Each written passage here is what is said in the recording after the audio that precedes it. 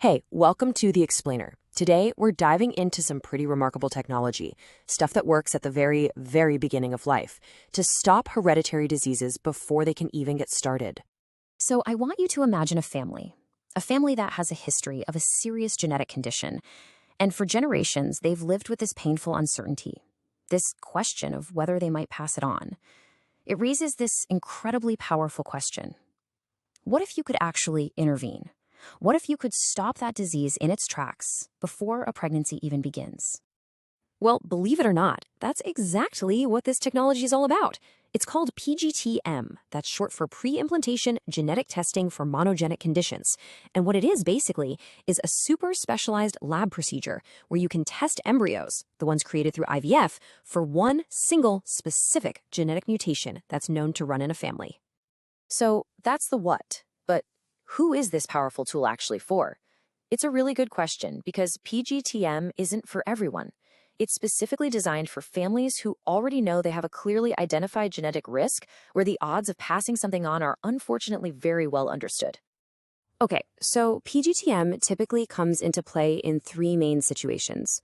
First, for what are called autosomal dominant disorders like Huntington's disease, that's where if just one parent has the gene, there's a 50-50 shot of passing it on. Second, for autosomal recessive conditions where both parents are carriers of the same mutation. And third, for X-linked conditions, those passed down on the X chromosome, like Duchenne muscular dystrophy. Okay, so we know who it's for, but how in the world does it actually work? Let's walk through the entire journey, from that initial lab work all the way to the potential for a new life. We're going to do it step by step. The whole thing is, well, it's incredibly meticulous. It all kicks off with genetic counseling to pinpoint the family's exact mutation and then build a custom-made test just for them. Then comes the IVF cycle to create embryos in the lab.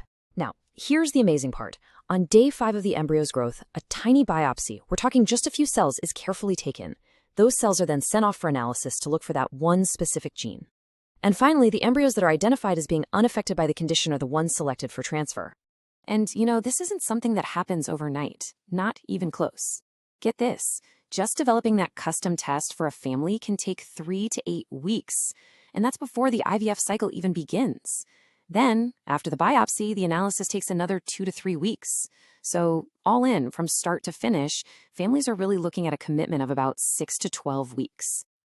All right, so we've talked about the science and the timeline, but now we have to get real. We need to talk about the critical, real-world factors that you have to consider.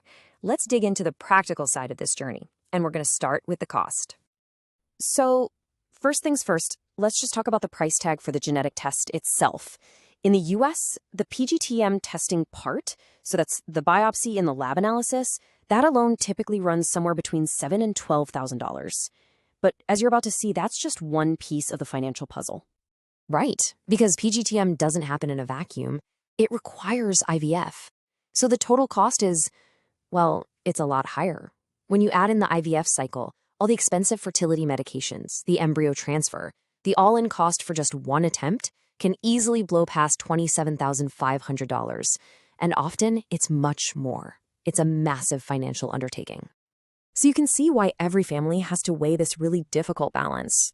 On one hand, you have this profound advantage, right? Preventing a known disorder, avoiding incredibly tough decisions down the line. But on the other hand, the IVF process itself is medically and emotionally just really demanding.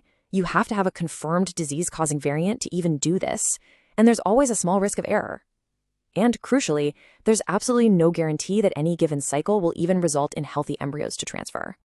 Now, I want to zero in on one of those limitations we just mentioned, this idea that you need a confirmed pathogenic variant. See, sometimes genetic testing finds something called a variant of uncertain significance, or a VUS for short. And what that means is it's a change in a gene, but science just doesn't know yet if it's totally harmless or if it actually causes a disease. It's a big genetic question mark. So you might be asking, well, why not just test for it anyway? And the reason is simple, but it's also ethically huge. Since we don't know if that VUS is dangerous, testing for it could lead to a truly terrible outcome, throwing away a perfectly healthy embryo based on an unknown. That's why PGT-M requires certainty. And this is so important to understand.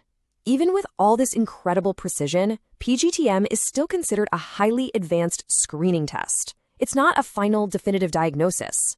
And that's why the leading medical bodies, like the American Society for Reproductive Medicine and the American College of Obstetricians and Gynecologists, they strongly recommend follow-up testing during the pregnancy, like a CBS or an amnio, just to confirm the results. It's also really crucial to get that PGT-M is not a solo act. It's actually one member of a whole family of tests. People get them confused all the time, so let's clear things up and look at what makes PGT-M unique by comparing it to its siblings. Let's break down the key differences, nice and simple. First, PGT-M, the one we've been talking about, answers the question, does this embryo have my family's specific hereditary disease? Then you have PGT-A. This is a totally different question. It checks the number of chromosomes to answer, is this embryo chromosomally normal? And finally, there's PGT-SR. This is for families where a parent has a known structural issue with their chromosomes, and it answers, does this embryo have the correct amount of genetic material? 3 different tests, 3 very different questions. So this brings us to one of the most common questions people have about this technology. I bet a lot of you are wondering right now, with all that it can do, can it screen for widespread common conditions like type 2 diabetes or most forms of cancer that aren't tied to a single gene? And the answer really comes down to this fundamental genetic distinction.